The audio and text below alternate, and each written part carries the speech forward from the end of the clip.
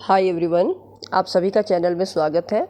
आज का जो ये क्वेश्चंस की सीरीज़ है, सीरीज़ 3 चल रही है, मैराथन सीरीज़। ये आज कमला दास के ऊपर है, इंडियन ऑथर हैं, उनके ऊपर है ये। तो बिना देरी किए इस क्वेश्चन की सीरीज़ को बढ़ाते हैं आगे।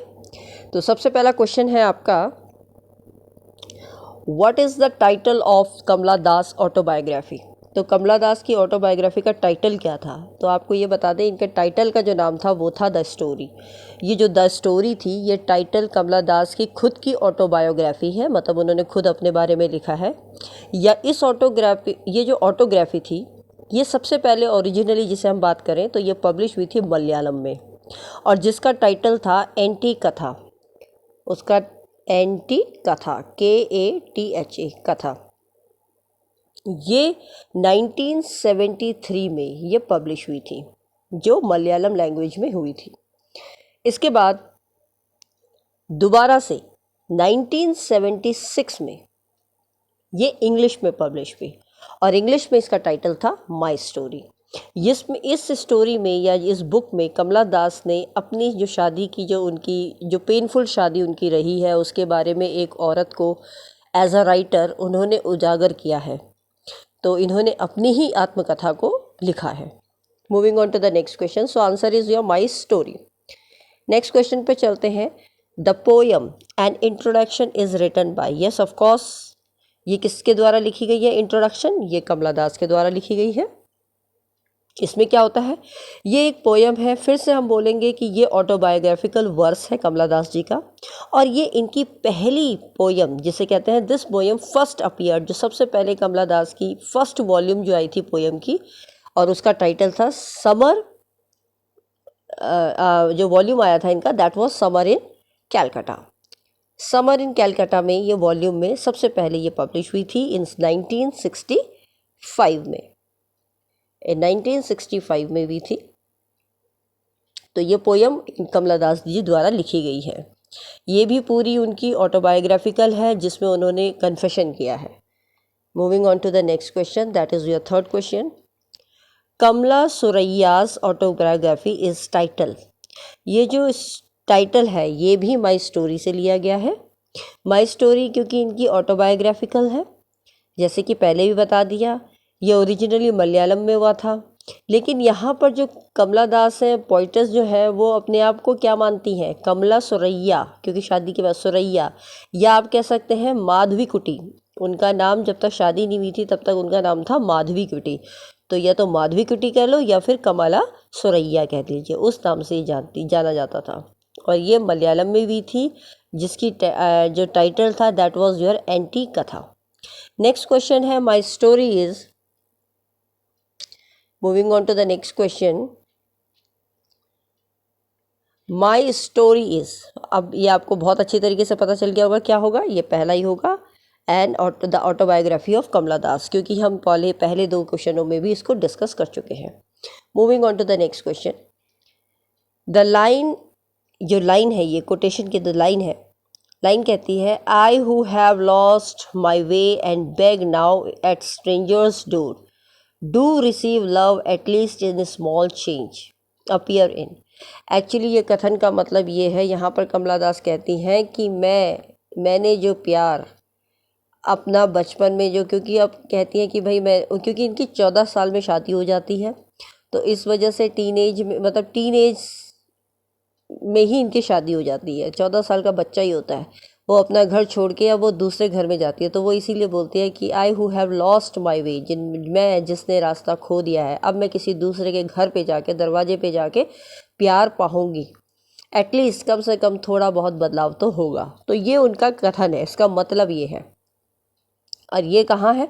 उन्होंने मेंशन किया है from the poem my grandmother's house. तो ये इन्होंने माई ग्रैंड मदर्स हाउस में ये लिखी थी, रिटन बाय कमला दास। वो अपनी एंसेस्ट्रल होम, जो उनका घर है जहाँ उनकी दादी माँ मर चुकी हैं, वहाँ के बारे में उन्होंने बोला। और ये poem is a confession, again ये एक कन्फेशन है जो कि कमला दास जी द्वारा लिखी गई है। Moving on to the next question, question number 6 पे चलते हैं। क्वेश्चन 6 है, Kamala Das was an Indian English poet as well as a leading dash writer.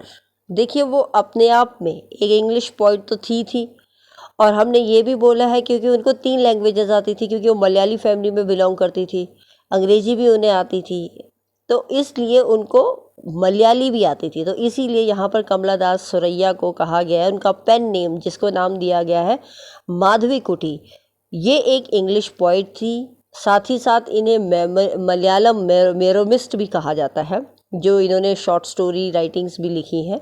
और कुछ इनके इम्पॉर्टेंट सेक्सुअल लाइफ को डिस्कस करते हुए इन्होंने बहुत सारे फेमस काम किए हैं, लिखे हैं, वर्क लिखे हैं, जिनमें आता है summer in Calcutta, the descendant, the old play house and other poems, collected poems volumes, encountering Kamala. तो ये सब चीज़ें उन्होंने सेक्सुअल के ऊपर लिखी है, क्योंकि वो अपनी मैरिड लाइफ से खुश नहीं थी, तो अपनी ही कथा को बयां किया है इन्होंने। तो येस ऑफ कोर्स क्वेश्चन है, Kamala Das was an Indian English poet as well as Malayalam writer. Malayalam में भी इन्होंने बहुत सारी स्टोरीज लिखी हैं। नेक्स्ट चलते हैं, which of the following was the first volume of poems by Kamala Das. तो पहली वॉल्यूम जो थी वो थी आपकी summer in Calcutta. Summer in Calcutta इनकी पहली वॉल्यूम है पोएम की, और इसमें ये अपने बचपन के टाइम को क्या करती हैं, जो कलकत्ता में इन्होंने बिताया था उस याद को जीती हैं। शी इज़ कंसिडर्ड, वो यहाँ पर ये भी माना गया है कि वो एक कन्फेशन पॉइंट है, जो कुछ न कुछ कन्फेस करना चाहती हैं, बताना चाहती हैं, एंड वो एक्सप्रेस करती हैं अपनी सेक्सुअल डिज़ायर्स, जो उनकी छिपी हुई सेक्सुअल डिज़ायर्स हैं उसको भी वो यहाँ पर बयां करती हैं। और पैट्रियार्कल जो सोसाइटी है, जिसमें ये बोला जाता है कि मैन डोमिनेटिंग सोसाइटी जिसे कहते हैं, उसके बारे में भी उन्होंने यहाँ पर खुल के बात करी है। नेक्स्ट क्वेश्चन है आपका question number 8, Who wrote the poem The Descendants, Summer in Calcutta, The Old Playhouse? Already I mentioned in the previous question.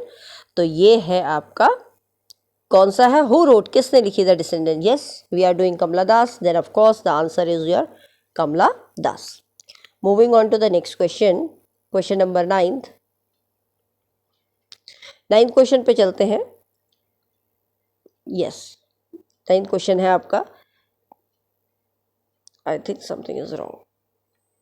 Wait, 9th है।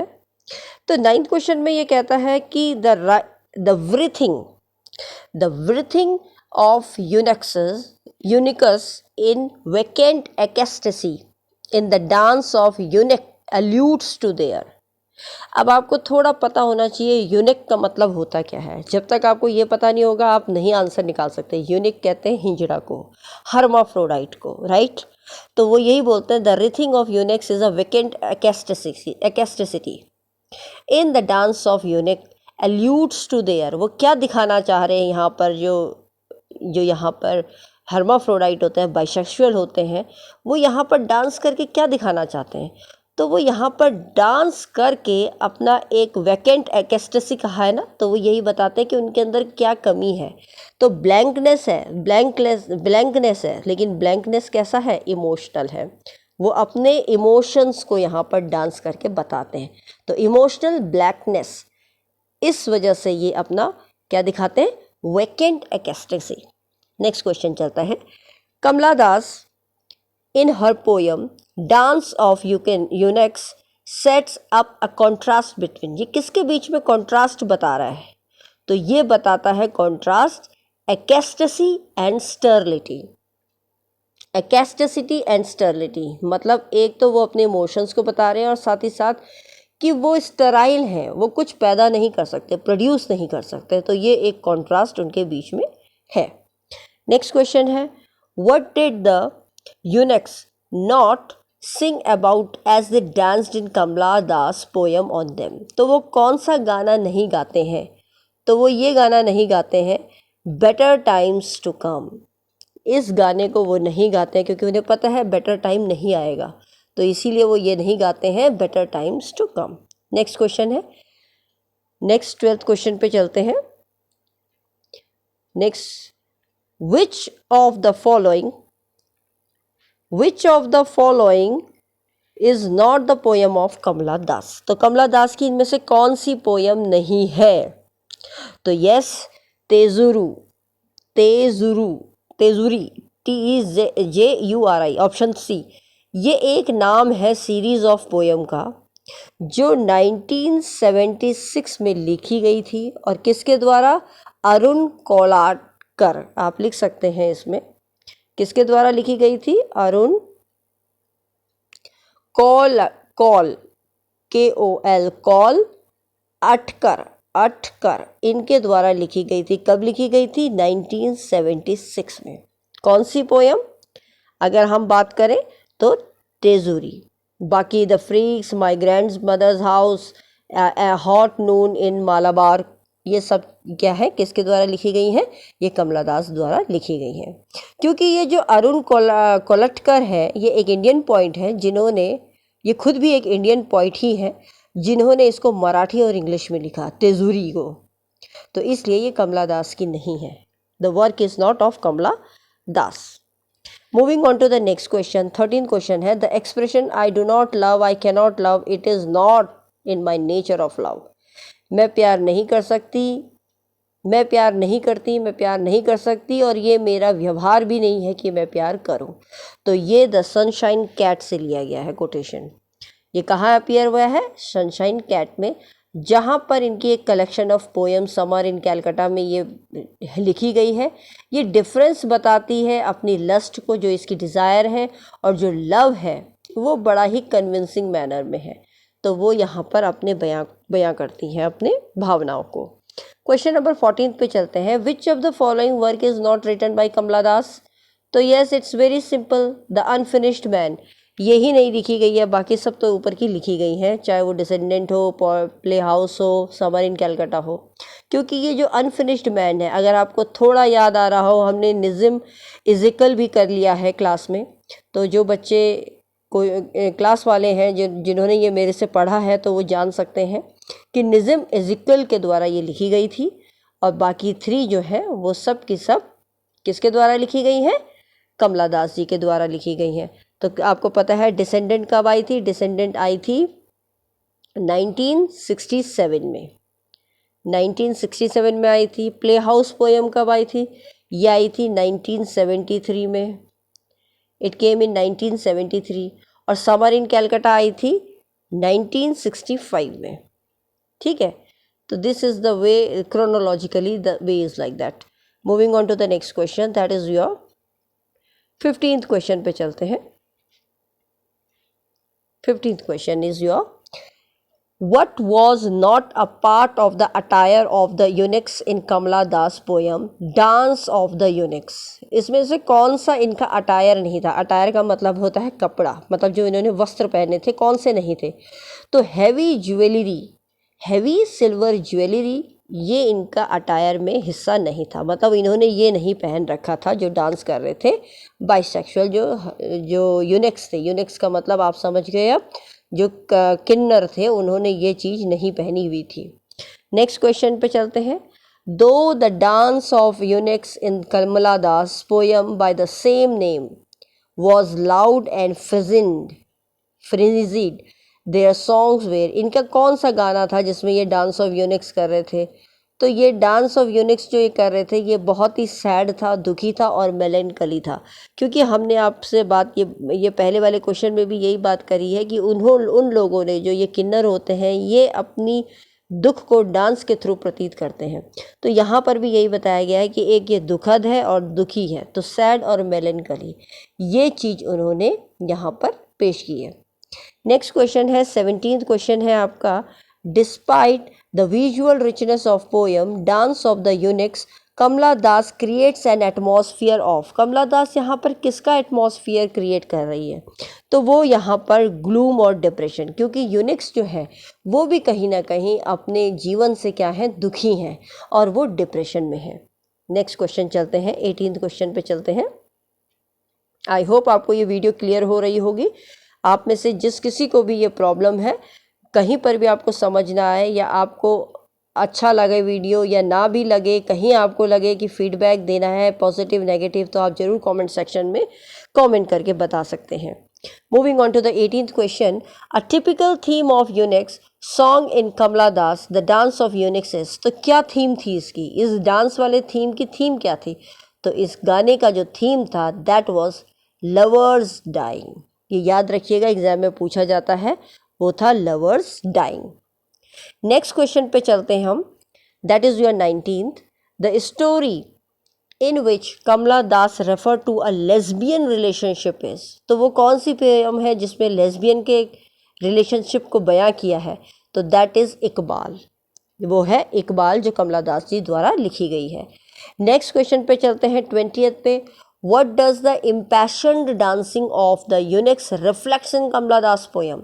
यहाँ पर क्या उनका इम्पैशन दिखाई दे रहा है डांस में जो किन्नर कर रहे हैं? तो वो है there inner emptiness and melancholiness. Question देखिए कई बार पूछा है लेकिन तरीका बहुत अलग अलग तरीके से पूछा है, तो पूछने का आंसर एक ही है लेकिन तरीके अलग हैं। तो ये बात वही है कि क्या बयां कर रहा है यूनिक्स पैशन का, तो वो यही है, वो अपने अंदर के खालीपन को और दुख को बयां कर रहे हैं।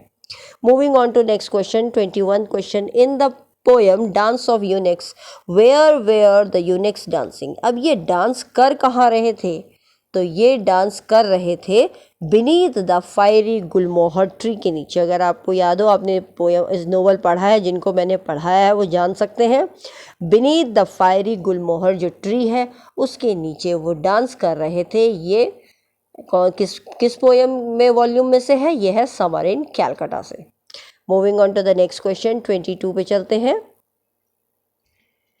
नेक्स्ट 22 क्वेश्चन नंबर है, जस्ट अ मिनट, 22 का क्वेश्चन का देखिए आंसर क्या है। The eunuchs were singing songs which were. ये कौन सा गाना गा रहे थे? तो ये गाना गा रहे थे मेलेंकली सॉन्ग्स, क्योंकि ये दुख को ही गा रहे थे, तो दुखी थे तो दुखी गाना गा रहे थे। तो आपको पता हो तो दुखी गाने की जो लाइन थी वो लाइन क्या थी? दे डांस ओहो they dance till they bleed, मतलब इस तरीके था, somewhere dark somewhere almost fair, इस तरीके से।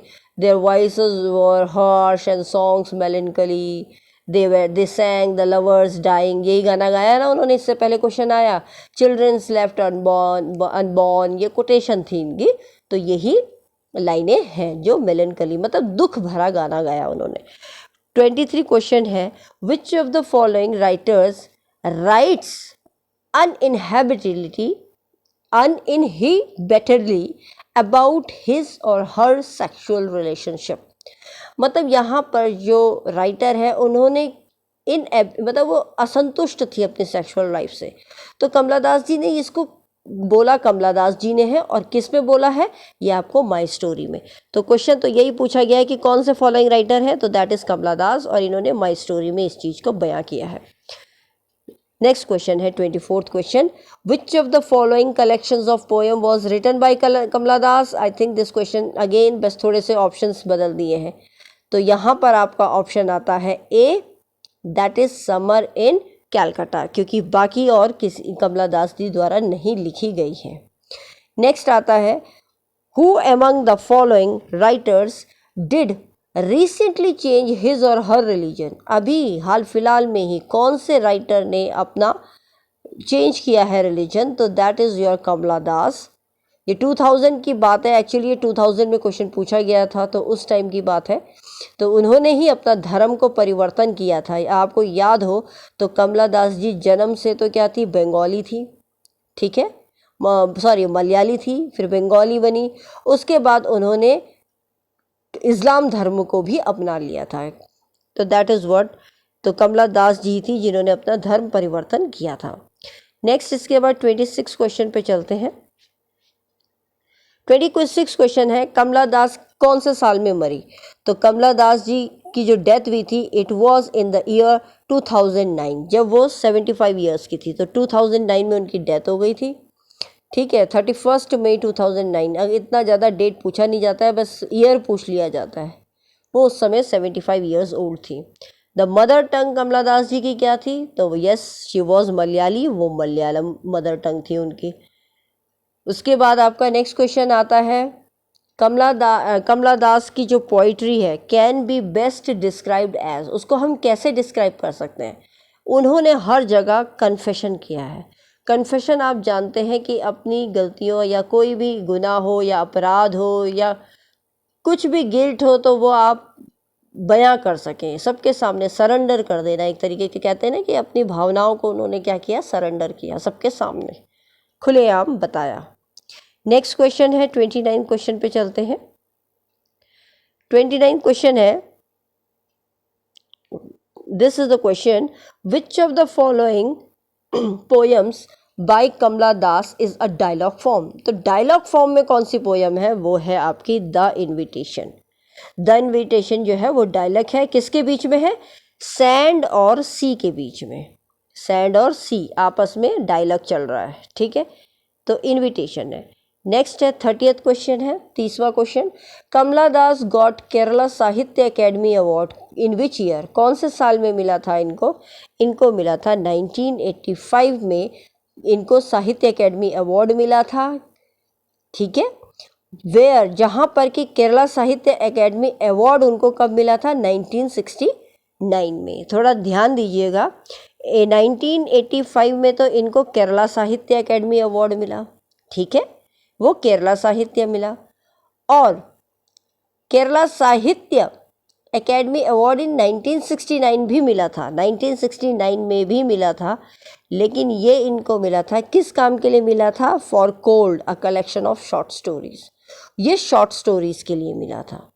तो याद रखिएगा, कमला दास को केरला साहित्य एकेडमी अवार्ड मिला, ध्यान दीजिए, केरला साहित्य एकेडमी अवार्ड मिला था 1969 में, और 1895 में इनको साहित्य एकेडमी अवार्ड मिला।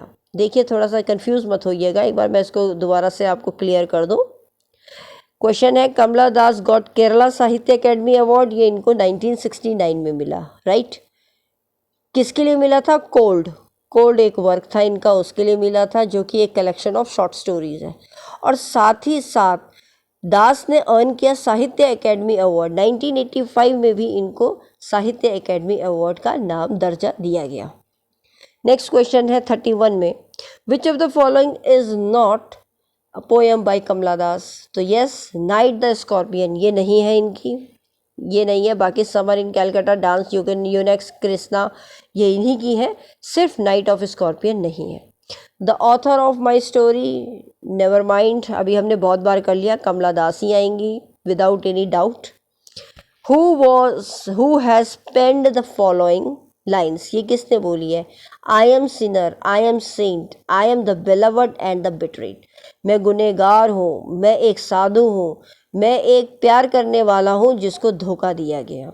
तो ये बात भी खुद कमला दास जी ने कही है, राइट। ये लाइंस उनके द्वारा कही गई हैं। Moving on to the next question, 34 question पे हम चलते हैं। 34 क्वेश्चन है आपका, 34 क्वेश्चन पे चलते हैं। तो क्वेश्चन है आपका, what is the real name of poetess Kamala Das. तो जब वो छोटी थी, कुंवारी थी, तो उनका नाम था मध्वकुटी। क्या नाम था उनका, मध्वकुटी, या आप कह सकते हैं कमला सुरैया, जो 1934 में बॉर्न हुई थी, ठीक है। उनका ये पेन नेम रहा है Madhavikutty. Is that clear. Next, ये इन्होंने इंडियन इंग्लिश पोइट भी रही हैं, मलयालम में भी लिखा है, ऑथर फ्रॉम केरला। तो ये इनका काफ़ी नॉलेज रहा है इनको, और ये अपना नेटिव लैंग्वेज भी इन्होंने काफ़ी यूज़ किया, उस पर भी वर्क किया है। नेक्स्ट चलते हैं, the theme of alienation is the central point, is the central to the poetry of. ये जो एलिनेशन का जो थीम है वो किस पे लगाया गया है, तो एलिनेशन का जो थीम था वो कमला दास जी ने अपनी पोइट्री में यूज़ किया है, सेंट्रल थीम रहा है उनका। नेक्स्ट क्वेश्चन है, विच ऑफ द फॉलोइंग, या which poem of Kamala Das has the following expressions, why not leave me alone, critics, friends, visiting cousins, every one of you, why not let me speak in any language I like। ये जब उन पे comment कसे गए थे, critics ने जब उन पे आलोचना करी थी, तब उन्होंने इसको उस संदर्भ में उत्तर देते हुए कहा, मुझे क्यों नहीं छोड़ देते हो, मुझे अकेले छोड़ दो क्रिटिक्स, मेरे दोस्त, मेरे से मिलने वाले मेरे कज़न्स, हर कोई तुम why not let me speak, तुम लोग मुझे किसी भी भाषा में क्यों नहीं बोलने देते हो। तो ये बात जो थी, ये जो पोयम थी कमला दास की, ये एक्सप्रेशन कौन सी पोयम से है, दैट इज़ एन इंट्रोडक्शन। ये इंट्रोडक्शन से लिया गया है। Is that clear? Moving on to the next question, 37 पे चलते हैं। 37 क्वेश्चन कहता है the old play house by Kamala Das is a poem of. किसकी पोयम है? तो ये पोयम है प्रोटेस्ट अगेंस्ट मेल डोमिनेशन। जो कहते हैं ना मेल डोमिनेटिंग सिस्टम जो है, उसके खिलाफ उन्होंने आवाज़ उठाई इस पोयम के द्वारा, द ओल्ड प्ले हाउस।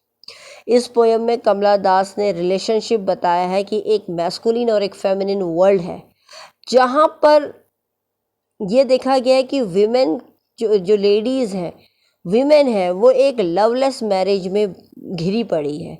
क्यों? क्योंकि उसको सोसाइटल प्रेशर भी है, तो वो एक लवलेस मैरिज में पड़ी हुई है जिसमें कोई प्यार नहीं है, और वहाँ पर जो मेल होता है जैसा वो कहेगा लेडीज़ को वैसा ही करना है। नेक्स्ट क्वेश्चन पे चलते हैं। Moving on to the next question, 38 question है आपका पहला। I am every women who seeks love, these lines are from the poem. मैं वही हूँ जो हर एक औरत प्यार चाहती है। तो ये लाइन ली गई है फिर से इंट्रोडक्शन से, कमला दास जी की इंट्रोडक्शन से ली गई है। तो ये these lines are from the poem by तो कमला दास हो गई, और पोयम का नाम अगर सपोज पूछ लिया जाए एग्जाम में तो आप लिखेंगे एन इंट्रोडक्शन जो कमला दास जी द्वारा लिखी गई है। Right, moving on to the next question. The dance of eunuchs has been written by, never, no doubt Kamala Das ने ही लिखी थी। नेक्स्ट 41 क्वेश्चन है when was Kamala Das born. एक minute, who is the author, ये क्वेश्चन 40th क्वेश्चन पे हम चल रहे हैं। 40th क्वेश्चन ये है आई एम एवरी, ये कमला दास जी का द्वारा लिखा गया है इंट्रोडक्शन में। The dance of eunuchs has been written by Kamala Das. Next है 40 question, who is the author of summer in Calcutta. Yes, she is again Kamala Das पे ही ये क्वेश्चन बना है। When was Kamala Das born, तो कमला दास जी का जन्म कब होता है, तो उनका जन्म अभी थोड़ी देर पहले मैंने एक क्वेश्चन में बताया 1934 में उनका जन्म होता है। और ये कहाँ होता है? एट पुन्नैयारकुलम। पुन्नैयारकुलम कहाँ है? Southern Malabar in India. Next question है आपका 42 क्वेश्चन पे चलते हैं। 42 क्वेश्चन है who is the author of the volume of poem the descendant. Again the descendant किसके द्वारा लिखी गई है? That is Kamala Das. Next question पे चलते हैं। Who among the following later embraced Islam, मतलब इनमें से किसने लेटर अपने आप को किस में ढाल लिया, अपना लिया, इस्लाम धर्म में अपना लिया अपने आप को, वो कमला दास है। और इन्होंने कब इस धर्म को अपनाया था? 1999 में। 1999 में उन्होंने इस धर्म को अपनाया था। और ये भी कहा जाता है वो उस समय वो 65 साल की थी, 65 ईयर्स की थी कमला दास। और उन्होंने जब ये धर्म अपना लिया था उसके बाद उनको ये रिग्रेट हुआ कि मैंने ये गलती कर दी, मैंने धर्म बदल के गलती कर दी।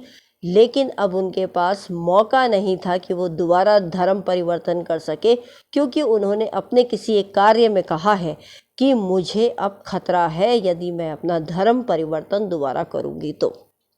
आई hope this answer is clear to everyone. Moving on to 44 question. The old play house and other poems were written bye, yes again ये सब कमला दास जी द्वारा लिखी गई हैं। ठीक है, ओल्ड पोएम्स, प्ले हाउस।